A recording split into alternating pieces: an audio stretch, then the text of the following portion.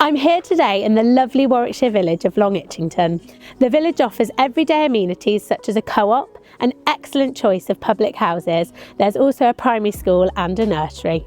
22 Odingsell Drive is an immaculately presented 3/4 bedroom home, with the 4th bedroom currently being used as a utility room. I'm Nicky Moore from Fine & Country. Let's go take a look.